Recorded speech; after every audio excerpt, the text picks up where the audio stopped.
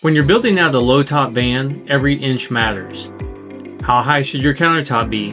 What materials are strong and lightweight? And what features actually make life easier on the road?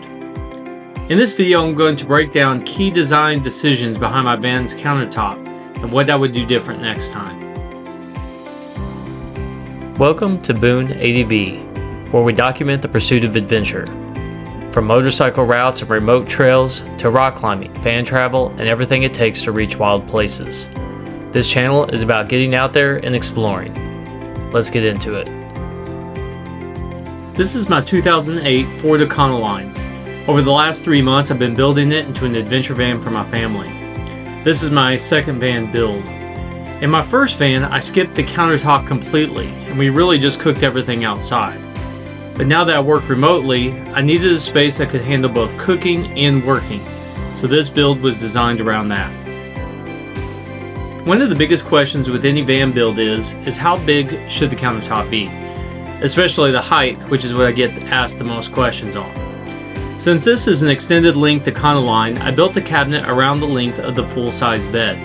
It gave me enough room for storage, an oven, a sink, and a trash solution, which we'll get into later in the video.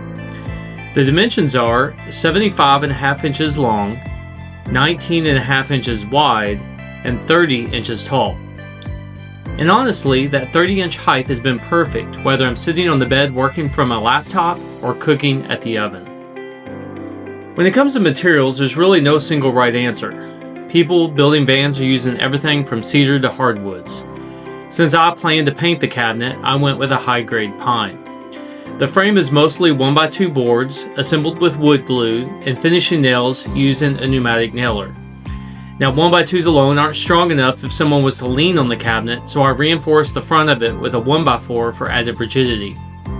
The cabinet ends are made from 1/2-inch furniture-grade plywood, and everything is finished with a semi-gloss exterior latex paint for durability. One thing I kept hearing from other van builders was, "You'll appreciate having an oven." At first, it felt a little excessive, but when I remembered my daughter loves crispy chicken nuggets and frozen pizza, it kind of settled the issue. So I went with a 17-inch Contour RV oven with 3 burners and a glass top. Because of the angle of the van walls, the glass lid won't stay open on its own, so I made a simple clip to hold it in place. So let's talk about propane safety for a moment. Since ovens use more fuel than a small 1-pound bottle, I switched to a 5-pound refillable tank. Now, best practice is to mount propane in a vented locker or outside the vehicle.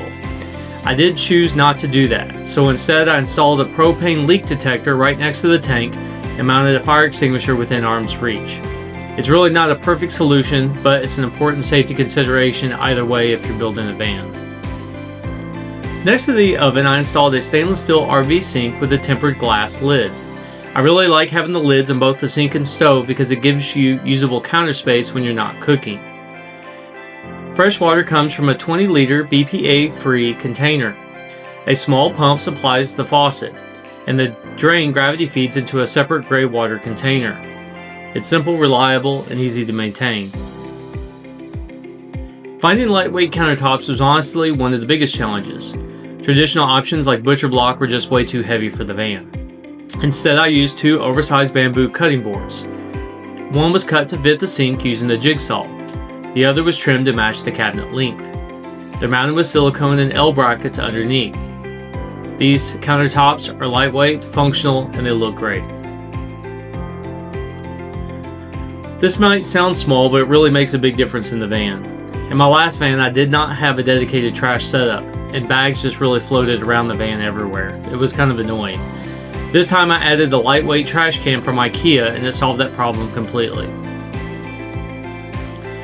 No cabinet is complete without power. On this build I added 2 120 volt outlets, along with USB and USB-C ports all running off the inverter.